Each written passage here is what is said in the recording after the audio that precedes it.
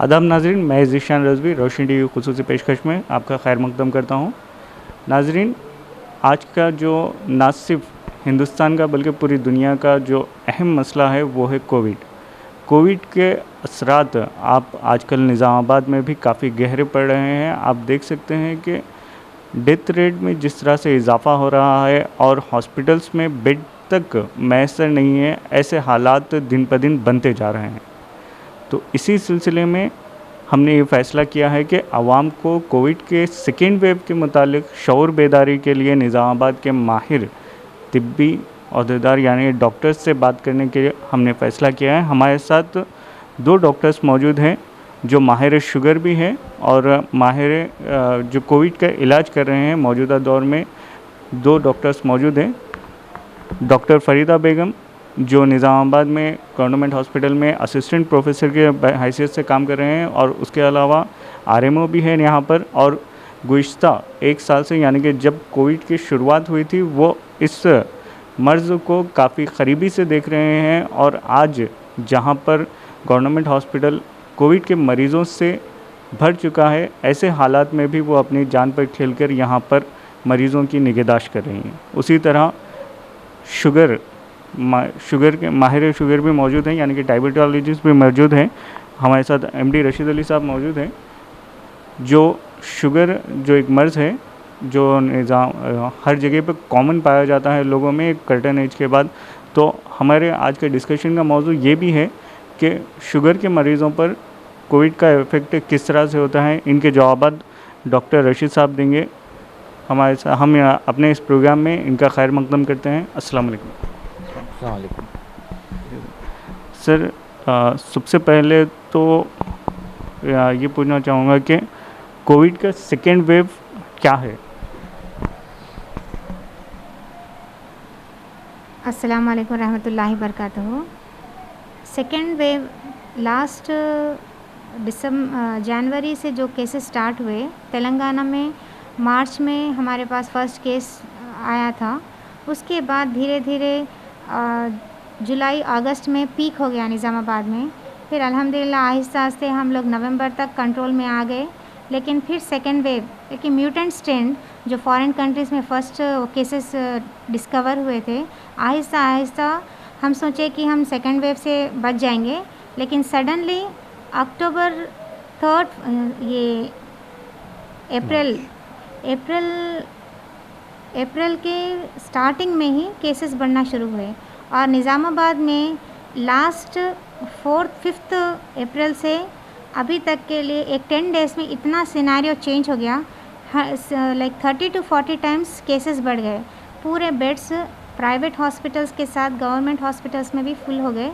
ये इसका last time क्या था, सर्दी खांसी बॉडी पेन्स बुखार था। लेकिन अभी ये म्यूटेंट स्ट्रेन में ऐसा है कि पेशेंट्स को बिना सिम्टम्स के ही पॉजिटिव आ रहा है, और कि जबकि last time only older generation यानी सीनियर सिटीजन्स अबव 55 ईयर्स को ज़्यादा इफ़ेक्ट हो रहा था। लेकिन अभी लास्ट पीडियाट्रिक एज एक्सेप्शन था, लेकिन इस बार बच्चों में भी आ रहा है, इवन यंग अडल्ट्स में आ रहा है। और प्रेजेंटेशन खाली रेस्पिरेटरी ट्रैक इन्फेक्शन नहीं, लेकिन डायरिया यानी लूज मोशंस, वॉमिटिंग से भी प्रेजेंट हो रहा है। यानी लास्ट टाइम में इस टाइम में सिनेरियो चेंज हो गया, एज ग्रुप भी डिफ़र हो गया, यानी हर एज ग्रुप में प्रेजेंट हो रहा है, यानी हर एक को इससे बचना है। करीब में ले लो। जिस तरह से मैडम ने कहा कि कोविड का इफ़ेक्ट इस बार बढ़ चुका है, ना सिर्फ सरकारी हॉस्पिटल बल्कि निज़ामाबाद में जो 9 खानगी दवाखानों को परमिशन दी गई थी उसमें भी आज मरीज़ों की तादाद इतनी है कि नए पेशेंट के लिए बेड तक मैसर नहीं है। तो सबसे पहला क्वेश्चन कि यहाँ पर इस बार जो सिम्टम्स है कोविड सेकेंड वेव के वो क्या है? अस्सलाम वालेकुम रहमतुल्लाहि बरकातहू। मेरा नाम डॉक्टर रशीद है। आज सब देख रहे हैं कि जो ना किस तेज़ी से कोविड फैल रहा है। ये इसका अंदाज़ा पिछले महीने तक नहीं था। सब सोच रहे थे कि जो है ना कोविड इंडिया जो है ना सेकेंड फेज से बच सकता है, लेकिन अभी हम जो है ना सेकेंड वेव के गिरफ्त में आ चुके हैं। पिछली बार जो है ना कुछ कम सिम्टम से लोग प्रेजेंट हो रहे थे फर्स्ट फेज में। अभी क्या है, कॉमनली जो हम देख रहे हैं आजकल कोविड पेशेंटों को जो है ना बुखार रह रहा है और सर दर्द रह रहा है और ज़ुकाम और मुंह का मज़ा चले जाना और बू बू मतलब नाक से जो सूंघ रहे हैं वो बू का मज़ा चले जा मुँह बू समझ में नहीं आना, यानी कि वो गंदी बू है या अच्छी बू है, वो लोग जो है ना लोग डिफ्रेंशिएट नहीं कर सक रहे हैं। और जो है ना बॉडी पेन्स हो रहे हैं, यानी कि पूरा बदन दर्द होना और जो है ना थकान होना, यानी कि नॉर्मली बैठे बैठे भी लोग अपने आप को थकान कर रहे हैं, यानी तो बाथरूम जा गए तक भी जो है ना लोग थकान महसूस कर रहे हैं। और जो है ना मोशंस के साथ कई पेशेंट्स प्रेजेंट हो रहे हैं, मोशंस हो रहे हैं लोगों को दिन में कई बार। और जो है ना खांसी हो रही है लोगों को, जो है ना कुछ लोगों को सूखी खांसी हो रही है, कुछ लोगों को खांसी बलगम के साथ भी हो रही है। और कुछ लोगों को जो है ना दम का आना, यानी कि जो है ना सांस में तकलीफ़ होना। सांस में तकलीफ़ यानी कि जो है ना अपने बेड से लेके बाथरूम जाने की उतनी दूरी में भी जो है ना लोगों को सांस लेने में तकलीफ़ हो रही है। ये सिम्टम्स अगर किसी को है तो फ़ौरन जो है ना डॉक्टर को दिखाइए, टेस्ट करवाइए और जो है ना इलाज की तैयारी में लग जाइए।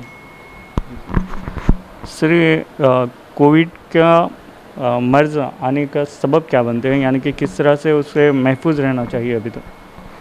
ये महफूज रहना है कि जो है ना ये 3 चीज़ें, जैसे जो है ना सोशल डिस्टेंसिंग मेंटेन करना, मास्क लगाना, सैनिटाइज़र यूज़ करना।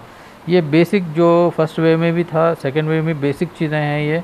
और जो है ना आजकल क्या देखा जा रहा है, जैसे फर्स्ट वेव में जो है ना ज़्यादा उम्र के लोगों को कोरोना आ रहा था, तो जो है ना ज़्यादा उम्र के लोगों को घर से बाहर हम नहीं निकलने दे रहे थे।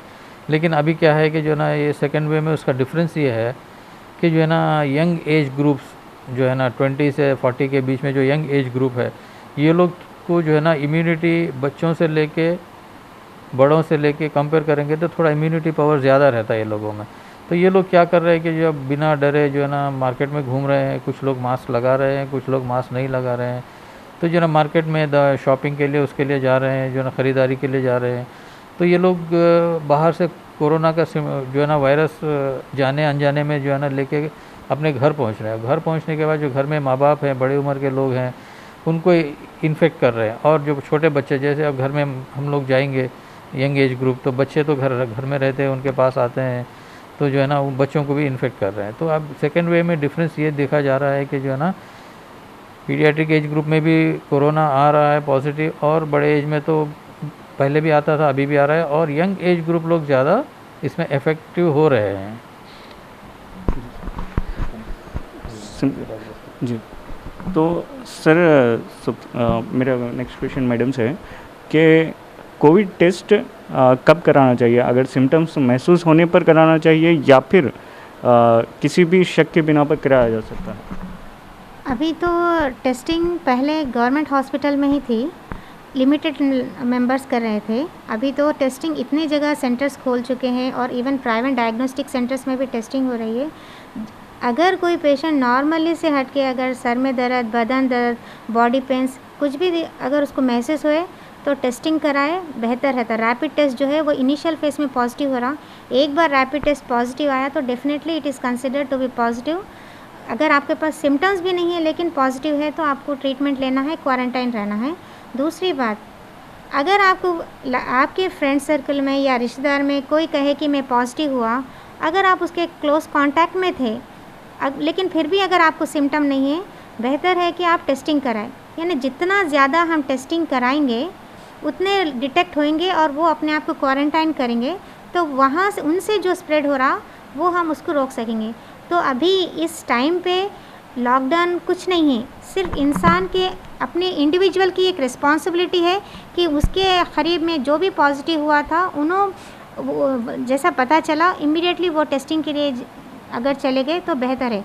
अगर कुछ टेस्ट नेगेटिव, अगर रैपिड टेस्ट नेगेटिव आए फिर भी आपको सिम्टम्स है तो भी आप है ना एटलीस्ट कुछ ब्लड मार्कर्स कराएं या फिर RT-PCR को जाके आप उसमें उससे मुतमईन हो गए तो बेहतर रहता। यानी टेस्टिंग तो अभी की रोल है टेस्टिंग का।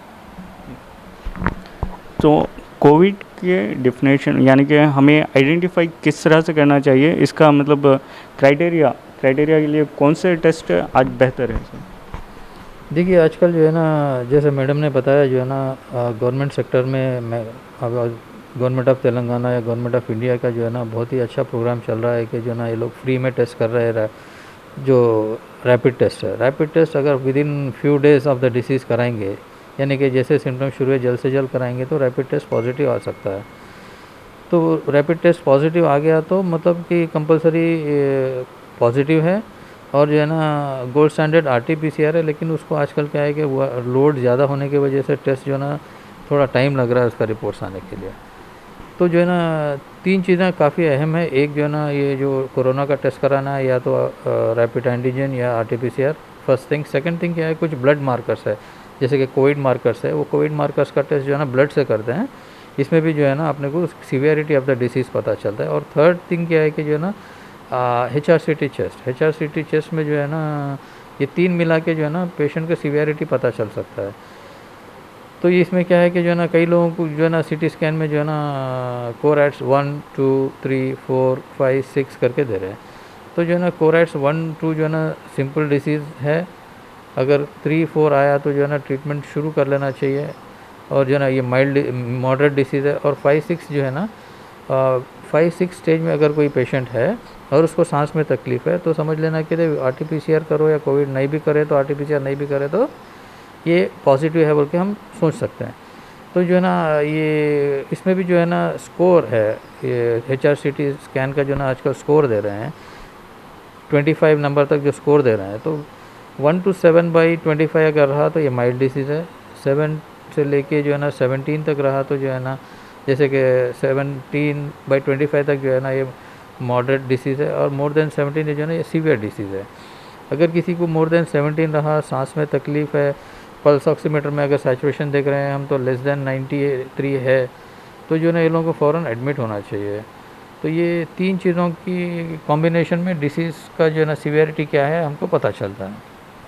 जी, जिस तरह से सर ने फरमाया कि कोविड के चंद मार्कर्स है, चंद टेस्ट है, जो ब्लड टेस्ट भी है, HRCT भी है, ऐसे टेस्टों के ज़रिए ही आपके कोविड किस हद तक जिस्म पर असरअंदाज हुआ है उसका अंदाज़ा लग सकता है। उसके बाद ही इलाज बेहतर तौर पर कराया जा सकता है। मेरा नेक्स्ट क्वेश्चन मैडम से है कि होम क्वारंटाइन किन हालात में होना चाहिए? पहली बात तो अगर हम टेस्ट पॉजिटिव है, सिम्टम्स नहीं है, तो आप होम क्वारंटाइन होना ज़रूरी है, क्योंकि आपके वजह से कोई और पॉजिटिव ना हो। दूसरी बात, अगर आप पॉजिटिव है तो आपको घर पे रहते हुए अपने बॉडी को रेस्ट देना है और ट्रीटमेंट स्टार्ट करना है।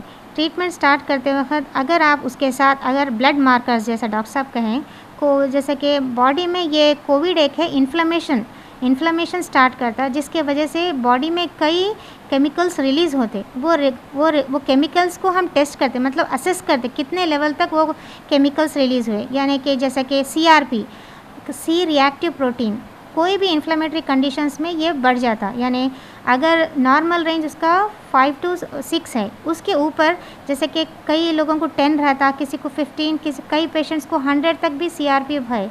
ESR एरिथ्रोसाइट सेडिमेंटेशन रेट, ये भी जो है नॉर्मली 20-30 रहता है, लेकिन कोई भी इन्फ्लेमेटरी कंडीशंस में ये रेज्ड होता है, यानी 120 तक भी फर्स्ट आवर में जा सकता, 150 तक भी जा सकता, मतलब फर्स्ट आवर में।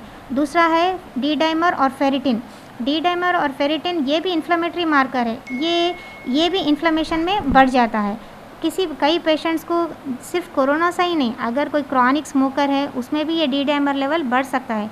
यानी ये चीज़ें सब चीज़ को देखते हुए, एंड नेक्स्ट थिंग ऑक्सीजन, उसका ऑक्सीजन कैसा है, रूम एयर में 100% सैचुरेशन लंग्स का है, देन नथिंग टू वरी, आराम से उन्होंने मेडिसिन जो किट दे रहे हैं वो लेके घर पे यूज़ करते हुए अपने आप को आइसोलेट कर सकते हैं। लेकिन अगर उनका सैचुरेशन 90 से कम हो रहा, आपको जो है ना हॉस्पिटल जाना बेहतर है। अगर आपको ऑक्सीजन की फैसिलिटी है तो आप विथ ऑक्सीजन रह के, आपके ब्लड लेवल्स अगर मॉडरेटली रेज्ड है तो नथिंग टू वरी, आप घर पे रह के ऑक्सीजन सपोर्ट के साथ आप इम्प्रूव हो सकते, क्योंकि फर्स्ट 5 to 7 डेज़ में इन्फ्लेमेशन हाई होते। फिर नेक्स्ट टाइम जब आप मार्कर्स कराएंगे 5 डेज़ के बाद, अगर आपका लेवल्स लो हो रहे हैं तो आपको बिल्कुल आराम से घर पे आप कंप्लीट 14 डेज़ ट्रीटमेंट ले सकते हैं, आपको डरने की बात नहीं है। लेकिन अगर आपका ऑक्सीजन सैचुरेशन अबव 85 है या अबव 80 है लेकिन लेस देन 90 है और आपके ब्लड मार्कर्स हाईली रेज्ड है यानी मॉडरेट से लेकर सीवियरिटी रेज्ड है, तो आपको हॉस्पिटलाइजेशन बेटर है, क्योंकि वहाँ पे आपको ऑक्सीजन के साथ साथ आपका ट्रीटमेंट में आईवी कैनुलास में कुछ एंटीबायोटिक्स भी ऐड कर सकते, जो कि आपको घर में रहने के बाद एंटीबायोटिक्स नहीं दे सकते अपन, वहाँ रहना पड़ता। और अगर डी डाइमर्स रेज्ड है तो आपको जो है ये low molecular weight heparin add करते और रेमडेसिविर इंजेक्शंस का भी आपको देना पड़ेगा, जो कि आप घर पे नहीं ले सकते। इसलिए आप ऑक्सीजन सैचुरेशन के साथ साथ जैसा अभी डॉक्टर साहब बताए ब्लड मार्कर्स वो देखते हुए आपका ट्रीटमेंट बेस्ड है। ऐसा नहीं कि मैं घर पे सिलेंडर ला लूँगा, 85% है घर पे सिलेंडर अरेंज कर तो घर पे ट्रीटमेंट, हॉस्पिटल में परेशानी है, नहीं, क्योंकि oxygen is not the only thing for treatment, there are some other medicine that can be given by doctors in the hospital. तो वो आप ब्लड मार्कर्स को असेस करते हुए आपके सिम्टम्स असेस करते आपको प्लान करना है। जिस तरह से मैडम ने फरमाया कि आप वक्तन अगर आप घर पे आपका इलाज करा रहे हैं कोविड का या फिर होम क्वारंटाइन है, तो इस हालात में आपको अपने सेहत का वक्फे दर वक्फा आपको जायज़ा लेना चाहिए। और जब भी आपका सैचुरेशन रेट, यानी कि अगर आपके पास कोई इक्विपमेंट हो जिसके ज़रिए आप ये सब चेक कर सकते हैं, तो आप अपना पल्स रेट, सैचुरेशन रेट और ऑक्सीजन रेट चेक करते जाइए। अगर इसमें से किसी एक में भी अगर कमी देखते हैं तो बेहतर है इस सेकेंड वेव में पहले आप हॉस्पिटल से रुजू हों, ना कि पहले वेव की तरह घर पे इलाज करें।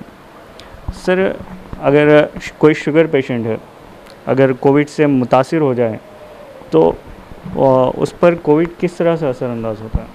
देखिए, हम लोग सब ये जानते हैं कि जो है ना, जितना अपने को पिछले साल से मालूमात हुए हैं कि जो है ना कोविड सिर्फ लंग्स को डैमेज करता है, लेकिन ऐसा नहीं है कि जो है ना कोविड जो वायरस है जो है ना ये सारे बॉडी पे इफ़ेक्ट करता है। तो जो है ना ये शुगर जो प्रॉब्लम है आजकल का, ये हम देखते थे कि जो है हर घर में एक शुगर पेशेंट रहेगा आगे चल के बोल के हम सोचते थे, लेकिन आजकल ऐसा भी हो रहा है कि जो हर घर में एक कोविड पेशेंट भी होने के अंदाजे हैं। तो जो एल्डरली पेशेंट्स जो कोविड से मुतासिर हुए हैं, जिसको शुगर है, वो लोगों को जो है ना ज़्यादा अपना पहले से जो है ना 10 गुना ज़्यादा एहतियात करना चाहिए। हम देख रहे हैं आजकल जितने मरीज़ों को जिसको कोविड आ रहा है, जिसको शुगर है, उनको जो है ना इंटेंसिटी ज़्यादा हो रही है। और तीसरी बहुत ही अहम बात यह है कि जो ना कोरोना वायरस से जो है ना 95 से 98% हम लोग जो है ना ट्रीटमेंट करके निजात पा सकते हैं। लेकिन ये जो घबराहट है, लोग सोच रहे हैं कि कोरोना आ गया उसका इलाज नहीं है, ऐसा है, ये घबराहट से लोग ज़्यादा जो है ना परेशान हो रहे हैं। आजकल जो डेथ्स देखे जा रहे हैं, ये जो है ना पेशेंट्स जो है ना घबराहट में आके कई लोगों को हार्ट अटैक आ जा रहा है, कई लोगों को जो है ना अभी कल की बात है, एक पेशेंट को जो है ना जब वो कोविड के बारे में सोच रही थी, ज़्यादा घबराहट हो रही थी, लोगों से घर वालों से बात करके परेशान हो रहे, तो उसका सैचुरेशन ऑटोमेटिकली जो है ना 70-75 आ रहा था। जब वो सुकून में हो गई, जो है ना तसल्ली दे दे कि भाई आप अच्छे हो जाते, हम वीडियो कॉल करके बोलेंगे, तो जो है ना ऑटोमेटिकली फिर सैचुरेशन जो है ना 95 के ऊपर जा रहा था। तो जो है ना ये घबराहट कम करें। और लोगों को जो है ना एक बहुत बड़ा डर ये है कि अगर कोई शुगर पेशेंट को कोविड आ गया, अरे ऑलरेडी मेरे को कोमॉर्बिड कंडीशंस है, ऊपर से कोरोना आ गया, तो लोग जो है ना ज़्यादा घबरा रहे हैं। तो ये घबराहट में भी जो है ना कई लोगों को शुगर लेवल्स बढ़ रहे हैं। तो जो है ना हम लोग क्या है, बेस्ट ट्रीटमेंट शुगर पेशेंट को दे रहे हैं, जिससे जो है ना शुगर भी कंट्रोल आए, और जो है ना जिसको जो है ना सैचुरेशन लेवल्स जैसे पहले कहा गया था कि जो है ना कम हो रहे हैं, और तो वो लोगों को हॉस्पिटल में एडमिट करके इंसुलिन देते हुए जो है ना उनको हम जो है ना ऑक्सीजन लेवल्स इम्प्रूव कर रहे हैं, ऑक्सीजन देकर। तो जो है ना इसमें कोई घबराने की बात नहीं है, किसी को भी कोविड आ सकता है, सबको शुगर नहीं आ सकता, लेकिन कोविड किसी को भी आ सकता है। तो इसमें घबराने की कोई बात नहीं है। शुगर लेवल्स को जो है ना कोविड अगर आ गया, कोई ज़्यादा शुगर लेवल्स रह रहे, तो उनको इंसुलिन दे के भी हम ठीक कर रहे हैं आजकल। तो इसमें बिल्कुल भी घबराने की बात नहीं है कि जो है ना शुगर पेशेंट को आने से जो है ना इसमें जो है ना सीरियसनेस बहुत ज़्यादा बढ़ता है। हाँ, सीरियसनेस बढ़ता, क्योंकि शुगर लेवल्स ये घबराहट से बढ़ते हैं, तो हम उसको जो है ना अगर कोई टैबलेट्स ले रहा है तो उसको टैबलेट्स बंद करके इंसुलिन लगा रहे हैं, और रिज़ल्ट अच्छा रहा है अल्हम्दुलिल्लाह। अब तक जितने पेशेंटों को हम ट्रीट कर रहे हैं, जिसको कोविड है, जिसके शुगर डायबिटीज़ है, उनका अच्छी तरह से जो है ना इम्प्रूवमेंट हो रहा है, और जो है ना कोविड से नेगेटिव हो रहे हैं लोग आजकल। हम और मेरा पर्सनल एक्सपीरियंस कुछ पिछले हफ्ते की बात है कि जो है ना एक या कई पेशेंट को हम ऐसे देखे जिसको जो है ना फर्स्ट फेज में भी कोविड पॉजिटिव आया, ट्रीटमेंट करे, नेगेटिव हो गए, फिर उसके बाद जो है ना वैक्सीन भी लिए, वैक्सीन लेने के बाद फिर जो है ना कोविड पॉजिटिव आया। तो जो है ना ऐसे भी केसेस हैं, लेकिन ये ऐसे केसेस भी जो है ना इम्प्रूव हो रहे हैं, ठीक है। तो घबराने की बिल्कुल भी बात नहीं है। डायबिटिक पेशेंट्स को जो है ना कोविड आने से कुछ एक्स्ट्रा कुछ हार्म होने के चांसेस उतने ज़्यादा नहीं रहते। हम शुगर कंट्रोल करेंगे तो कोविड को भी कंट्रोल करेंगे, तो दो बीमारियों से भी अपन आराम से बाहर निकल सकते हैं। जी, जिस तरह से डॉक्टर साहब ने फरमाया कि पहली बात तो शुगर एक मौलिक मर्ज़ है, लेकिन कोरोना के इफ़ेक्ट के बाद अगर आप उस पर ज़्यादा टेंशन लेंगे, ज़्यादा अटेंशन देंगे, तो वो और भी ज़्यादा मौलिक हो सकती है, लाइलाज भी हो सकती है। लेकिन शुगर के मरीज़ भी सेहतयाब हो रहे हैं अगर वो हिम्मत के साथ अपना इलाज कराएं। मैडम, अगर आप होम क्वारंटाइन है, ऐसे में तबीयत कभी सुधरती है तो कभी बिगड़ती है, तो किन हालात में अगर हमारे पास ऑक्सीजन भी मौजूद है, डॉक्टर आजकल जो घर के करीब में जो डॉक्टर्स है वो भी इलाज कर रहे हैं, लेकिन फिर भी तबीयत नहीं संभल रही है और ऑक्सीजन पे है पेशेंट, तो किन हालात में हॉस्पिटल शिफ्ट होना बेहतर रहेगा? यानी कि कई डॉक्टर्स मशवरा देते हैं, नहीं सैचुरेशन अच्छा चल रहा है लेकिन पल्स गिर रहा है, इस तरह से कई मशवरे आते हैं। आजकल पब्लिक जहाँ पर हॉस्पिटल्स भी फुल है, घरों के आसपास भी कई लोग इलाज करा रहे हैं, लेकिन कन्फ्यूज़न की वजह से भी डेथ रेट ज़्यादा बढ़ रहा है इलाज में। तो किन हालात में हॉस्पिटल शिफ्ट होना बेहतर है? मैं इससे पहले भी कह चुकी, एक तो ऑक्सीजन सैचुरेशन एक इम्पॉर्टेंट फैक्टर है, क्योंकि ये मल्टी ऑर्गन डिजीज़ है।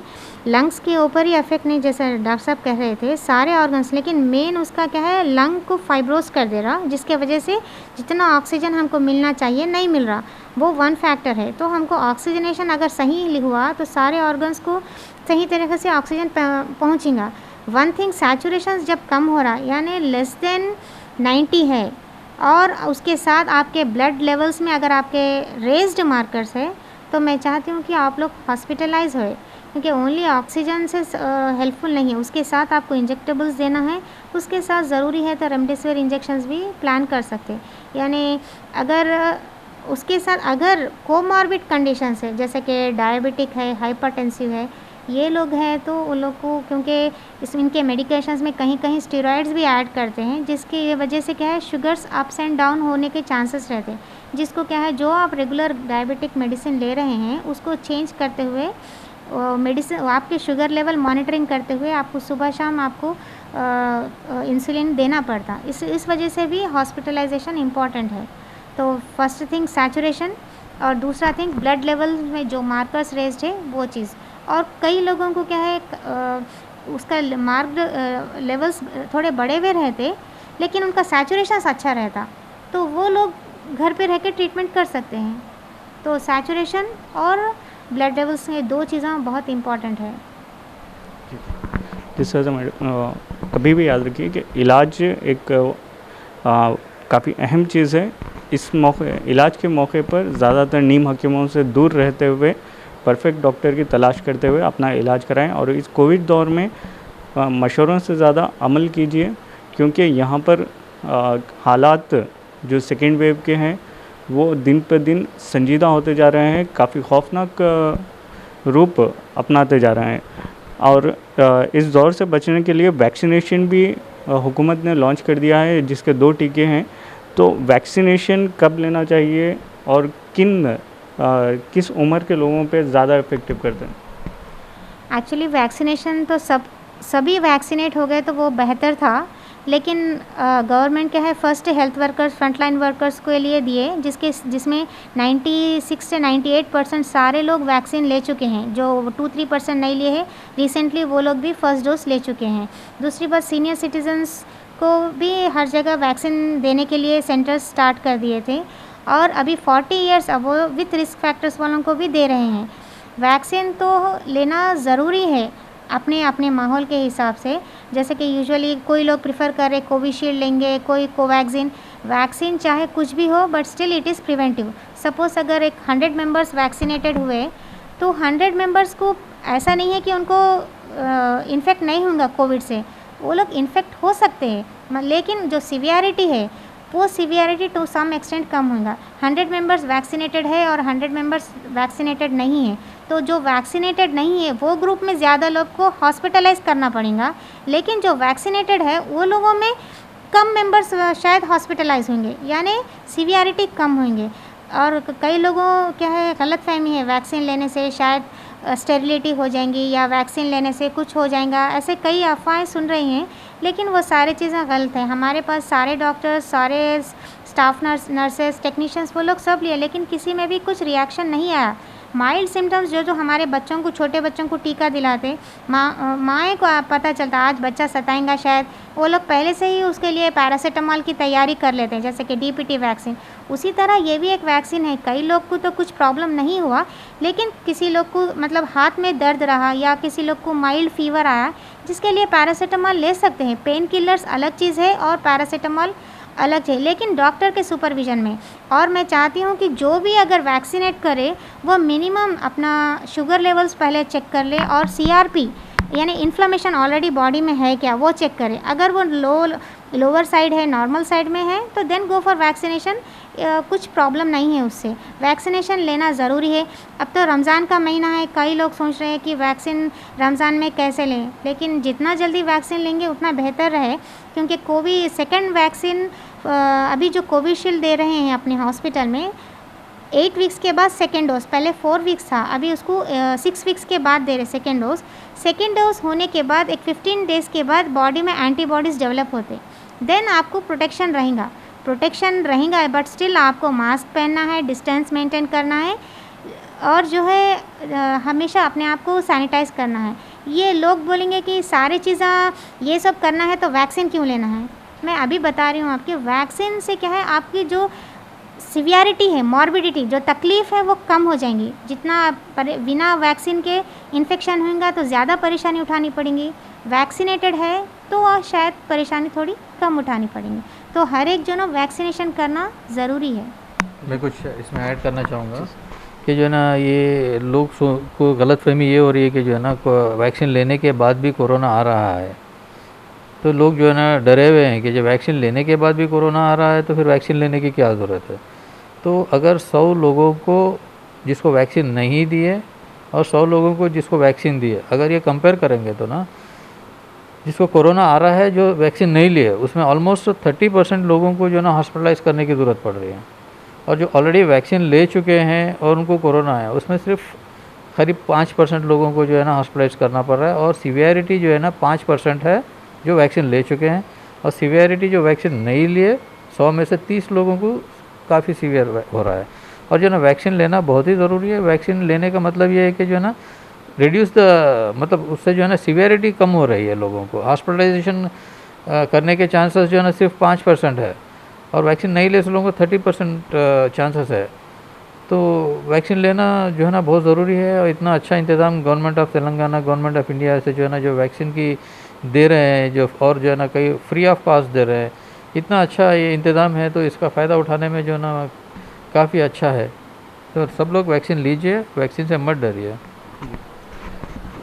हुकूमत की जानिब से जो वैक्सीन दी जा रही है वो भारत लैब में यानी कि हमारे हैदराबाद में ही तैयार की गई है। ये वैक्सीन आज दुनिया के कई ममालिक में भी दी जा रही है, ना सिर्फ हिंदुस्तान बल्कि दुनिया के कई ममालिक में आज ये वैक्सीन लोग बढ़ चढ़कर ले रहे हैं हुकूमत की जानिब से। और वाज़ेह रहे कि इस वैक्सीन में आपकी सेहत के लिए ही वैक्सीन का मतलब यही होता है कि उसमें कम डोज के वायरस दिया जाता है ताकि आपका जिस्म उस वायरस से लड़ने के लिए क़ुव्वत मदाफ़ियत बना सके। और ये ज़रूरी नहीं है कि आप वैक्सीन लेने के बाद भी इन्फेक्टेड ना हो, क्योंकि वो इन्फेक्शन है जिस तरह आप सर्दी से हर साल इन्फेक्टेड होते हैं फिर भी बच जाते हैं और कुछ आपको हार्मफुल नहीं होता। इसी तरीके से एक ज़माना था जब सर्दी भी एक महलिक मर्ज़ था, तो आज ये ज़माना है कि आपको कोविड भी एक महलिक मर्ज़ है, हो सकता है ये वैक्सीन लेने के बाद आपके लिए महलिक ना रहे। तो वैक्सीन लेना ज़रूरी है, और आपको वैक्सीन के 2 डोज के बाद भी आपको एहतियात करना ज़रूरी है, क्योंकि अगर वैक्सीन ना लेने वाले में और वैक्सीन लेने वाले में यही फ़र्क है कि इसके पास बचने के चांसेस है जिसने वैक्सीन लिया है, और जो वैक्सीन नहीं लिया है वो अभी भी रिस्क जोन में है। सर ये वैक्सीन किन पेशेंट्स के लिए, यानी कि आज शुगर है, बीपी है, इस तरीके के नॉर्मल बीमारियां हैं और कई सर्जरीज में भी गैस लोग हैं, सर्जरीज भी किए वाले होते हैं, तो ऐसे में किन लोगों को अभी वैक्सीन लेना चाहिए? देखो वैक्सीन तो सबको लेना चाहिए, ठीक है। वैक्सीन के जितने देखिए फॉर एग्जांपल आजकल जो एक कंट्रोवर्सी चल रही है कि कोविशील्ड लेना या कोवैक्सीन लेना, अरे भाई जो अवेलेबल है वो ले लीजिए, इसमें कुछ ज़्यादा फ़र्क नहीं है, 19-20 का फ़र्क है, हर चीज़ में 19-20 का तो फ़र्क रहता ही है। तो जो है ना जो वैक्सीन दे रहे हैं वो टेस्टेड है और जो है ना फ़ायदेमंद है, जो वैक्सीन मिल रहा है वो वैक्सीन ले लेना चाहिए। वैक्सीन अभी जो है ना एज वाइज दे रहे हैं, लेकिन अवेलेबिलिटी के हिसाब से दे रहे हैं। इंशाल्लाह आगे चल के गवर्नमेंट सबको ये इंसुलिन देने का इंतज़ाम करने के चांसेस ज़्यादा हैं। तो वैक्सीन फॉर एग्ज़ाम्पल कुछ कई लोगों का फ़ोन आता है, कई लोग सवाल करते हैं कि जो है ना मेरे को डायबिटीज़ है, वैक्सीन ले सकते हैं क्या? डायबिटीज़ वाले भी वैक्सीन ले सकते हैं, मतलब बेसिक टेस्ट करा लीजिए, शुगर कंट्रोल में है नहीं है, या नहीं तो कुछ बेसिक टेस्ट करवा लीजिए ना बॉडी में, जैसे मैडम कह रहे थे कि कुछ इन्फ्लेमेटरी मार्कर्स रेज है क्या, वो बेसिक टेस्ट करा के आप शुगर वाले पेशेंट ले सकते हैं। हाइपरटेंशन यानी बीपी जिसका ज़्यादा रहता है, जो दवाई इस्तेमाल कर रहे हैं वो लोग भी वैक्सीन ले सकते हैं। बेसिक टेस्ट है, कोई भी डॉक्टर के पास जाइए, अपने फैमिली फिजिशियन के पास जाइए, तो जाके जो है ना ब्लड प्रेशर चेक कराइए, अगर नॉर्मल लेवल में है तो ले लीजिए।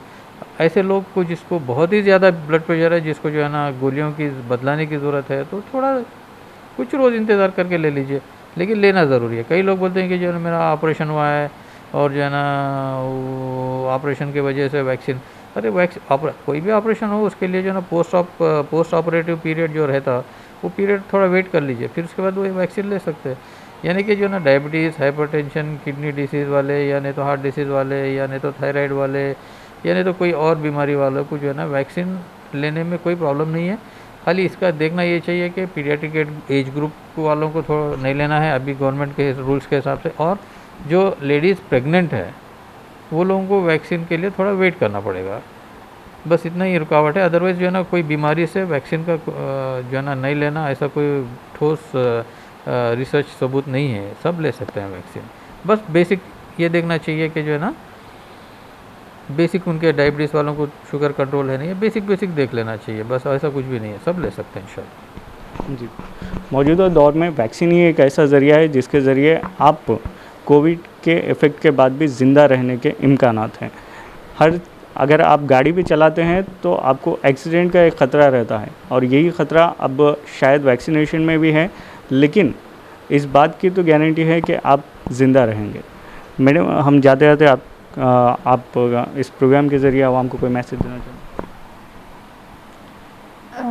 मेरा तो सबसे यही कहना है कि लास्ट टाइम जो है गवर्नमेंट हमको कंट्रोल में करी लॉकडाउन करके, तो हम अपने आप घरों में रहे और सबको डर था और सब लोग डर के घर से बाहर नहीं आ रहे थे, तो भी हमारे पास कई डेथ्स हुए।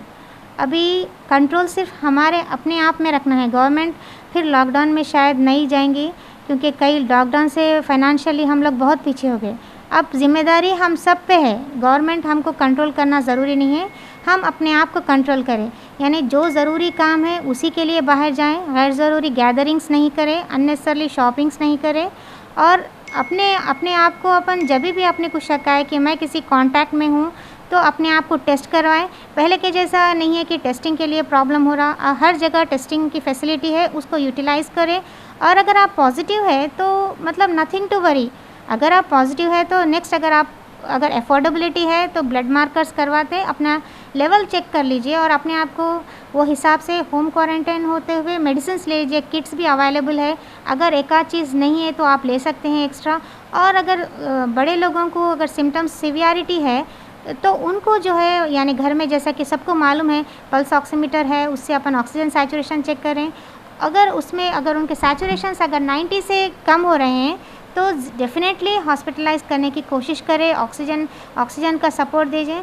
और जो है इमोशनली हम सबको स्ट्रांग रहना है। इस टाइम ये रमज़ान में क्या है कि सब लोग को हर घर में लोग परेशान हैं, लेकिन फिर भी हमको हिम्मत से रहना है और थोड़ा वाइजली सोचना है कि हमको हमारे फैमिलीज़ में से कौन इम्यूनोलॉजिकली स्ट्रांग है, उन्हों बाहर जाएंगा और ज़रूरत की चीज़ें लाएंगा, अननेसेसरली कोई भी नहीं जाएंगे। अगर बाहर जाके ऐसे वाले कुछ कांटेक्ट में किसी के लिए आए तो इमीडिएटली टेस्ट कराएं, अगर पॉजिटिव है तो अपने आप को थोड़ा आइसोलेट करें और फ्रूट्स का ज़्यादा इस्तेमाल करें और अपने आप यानी इफ्तार के बाद अपनी बॉडी को हाइड्रेट करें और सबके लिए हम दुआ करें और सिर्फ मैसेजेस फॉरवर्ड नहीं करें, उसमें जो चीज़ हम उसको अमल करके करना है वो अमल करें और कोशिश करें कि केसेस कम हो जाए। अब हमारे हाथ में है, यानी कि लॉकडाउन के लिए हम वेट ना करें, विदाउट लॉकडाउन ही हम अपने आप को कंट्रोल में रहते हुए ये केसेस कम करेंगे इंशाल्लाह।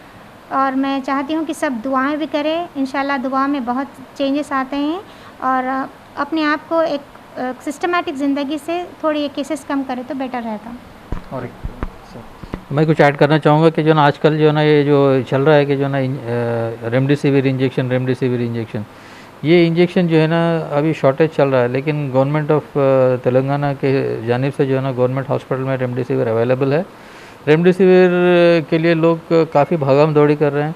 रेमडेसिविर इंजेक्शन उन लोगों के लिए ज़रूरी है जिसको सीवियर डिसीज़ है, जैसे कि जो है ना हॉस्पिटलाइज होने की ज़रूरत है और ऑक्सीजन लेवल बहुत कम है और जो ना ये जो कोविड मार्कर्स काफ़ी रेज्ड हैं, जिसको जो है ना सांस में तकलीफ़ विदाउट ऑक्सीजन नहीं ले सक रहे हैं सांस, तो ऐसे लोगों को जो है ना फर्स्ट 10 डेज़ में जो है ना रेमडेसिविर का इंजेक्शन देने में ज़्यादा फ़ायदेमंद है।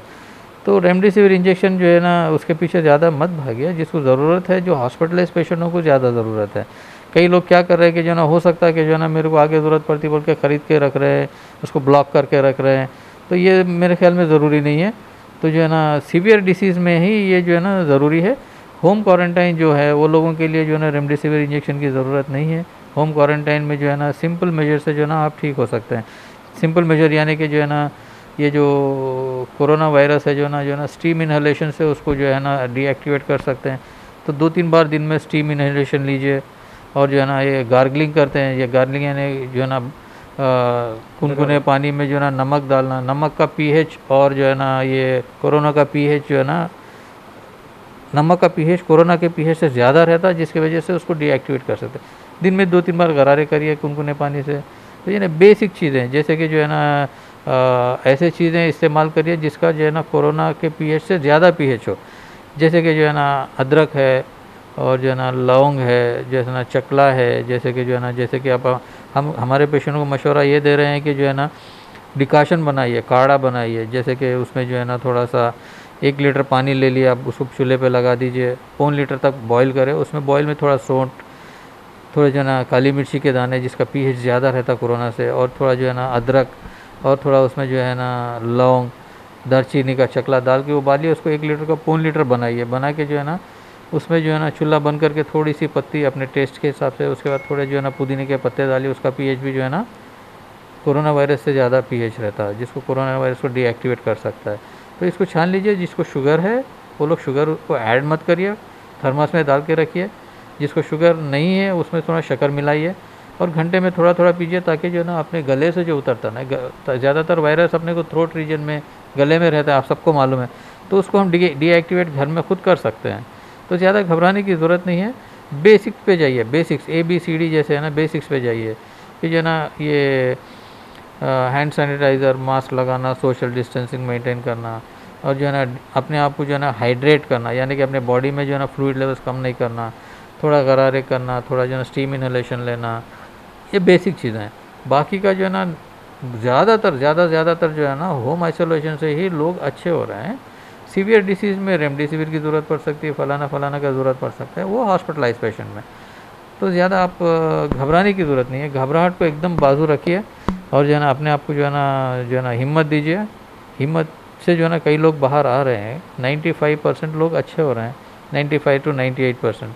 1-2% में जो है ना जिसको बहुत ही सीवियर डिसीज़ हो गया, जो नेगलेक्ट करते हैं इनिशियल स्टेजेस में, वो लोग सीवियर डिसीज़ में जाते हैं। आप पहले दिन से जो है ना आप नेगलेक्ट मत करिए डिसीज़ को। इंशाल्लाह डॉक्टर्स तो बहुत हैं निज़ामाबाद में, किसी को भी आप रुजू हो सकते हैं। आजकल जो है ना एक रैपिड एंटीजन टेस्ट तो आ गए, तो हमारे पास जो है ना आधे घंटे के अंदर भी रिपोर्ट आ सकती है, जल्द से जल्द। तो जो है ना टेस्ट करा लीजिए, अपने आप को मुतमईन रखिए। और दूसरी बात, आजकल जो नई नई चीज़ें आ रहे हैं कि जो है ना कई लोगों को RT-PCR एंटीजन जो है ना रिपोर्ट नेगेटिव आ रही है, लेकिन फिर भी जो है ना सिम्टम्स है। अगर सिम्टम्स है तो अपने आप को होम आइसोलेट कर लीजिए, तो जो है ना 4 दिन बाद रुक के फिर एक बार टेस्ट कराइए, ऐसा भी कर सकते हैं। तो जो है ना घबराइए मत, इंशाल्लाह ये अल्लाह ताला से दुआ करना है कि जो है ना ये बीमारी से सारे इंसानियत को बचाए रखे बस। वाज़ेह रहे कि इस वायरस में सबसे पहले तो आपका ब्लड गाढ़ा होने लगता है, जिसकी वजह से ज़्यादातर लोग हार्ट अटैक की शिकायत से मर रहे हैं। अगर इसका इलाज अगर आप करना चाहते हैं तो पहले इस माहौलिक मर्ज से बचें, मास्क का इस्तेमाल कीजिए, सैनिटाइज़र अपने आप को सैनिटाइज़ करते रहिए और डिस्टेंस मेंटेन करते रहिए। आप इबादतें भी करें और हिफाजत के साथ करें, ताकि आप भी महफूज रहें, आपके आसपास वाले भी महफूज रहें। और इस मर्ज़ में सबसे पहली बात, आप अल्लाह को याद कीजिए और टेंशन को कम कीजिए। आप ये याद रखिए कि ज़िंदगी और मौत देने वाली अल्लाह की ज़ात है, और जब भी आप ये सुने कि आप के आसपास कोई कोविड से मुतासिर है, सबसे पहले उसको हिम्मत दीजिए, लेकिन हिफाजत के साथ। इसी के साथ मैं ज़ीशान रज़वी आपके इस प्रोग्राम को इख्तिताम करता हूँ। कैमरामैन इमरान के साथ मैं ज़ीशान रज़वी।